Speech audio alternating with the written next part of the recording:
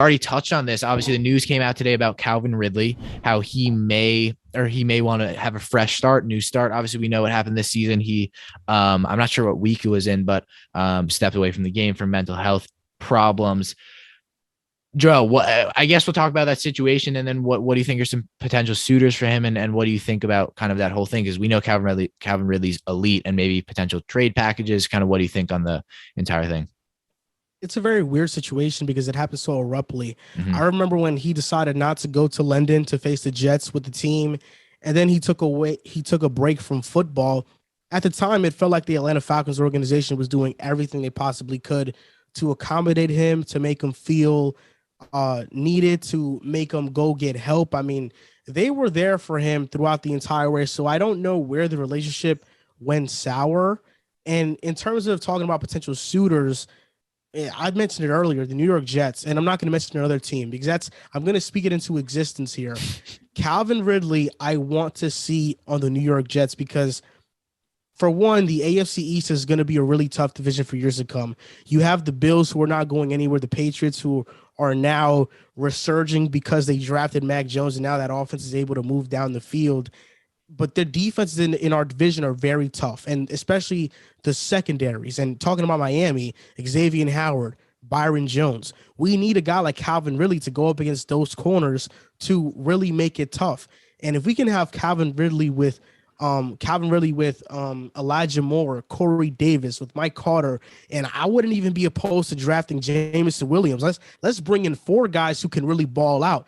Now we're talking about an offense that can be one of the best in the NFL.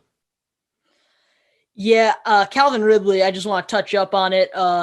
For him leaving Atlanta at the time he did, I don't know the exact situation, how, why, or where, or when it happened, anything really. It was just so out of the blue, and I didn't really even look into it at all afterwards. I kind of just said, oh, okay.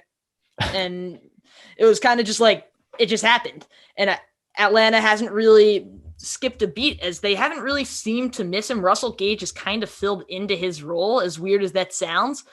But as for potential suitors, the Jets is a good option. I think Miami's a good option. He had the connection with Tua early in their Alabama careers, and Miami do have the most cap space in the league coming in to this season.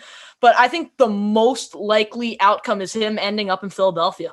With the amount of draft capital they have, the amount of cap space they have, his connection with Jalen Hurts from Alabama, I think it's all really set out there. And even mentioning that Philadelphia don't really have two solid receivers, obviously having Devontae Smith coming in this season, but they don't really have anyone else that can really match up with any NFL corner, let alone some of the best in the league in Trayvon Diggs, James Bradbury twice a season.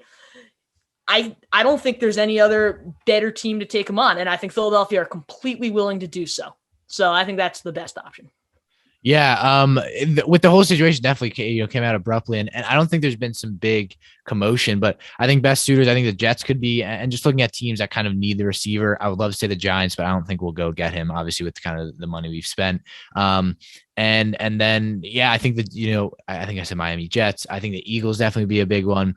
Maybe the Bears, although they don't have a first rounder. Again, I would have to do some more research, but I think kind of the top tier teams, maybe the Jaguars. It depends on where Calvin Ridley, what situation he wants to go into. But yeah, I mean, if I'm Calvin Ridley and just saying this, I think the Jets is definitely very intriguing.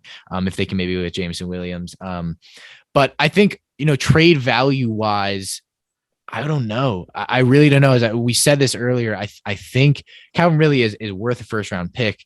Does he get one? I'm not sure. And then it comes out to, is he going to hold out? Like, is he coming back? Will he not play for the Falcons anymore? Or is it the kind of thing where he just says he wants a new beginning, but will go play for the Falcons? And then the Falcons are like, well, we're only going to trade him if you give us a ton of value. So it's kind of that situation. Hopefully it doesn't become something bigger where he sits out for the year. Cause I hate seeing good players sit out for the year and just not being able to play. So I hope he gets traded, and that'll just add some more spark to this offseason. But in terms of value, I think maybe 2 seconds a player, who knows, a first. We'll see. Again, maybe he gets traded for a third and a fifth, and I'm just completely wrong. We'll see. But we'll move on to the next topic, and that is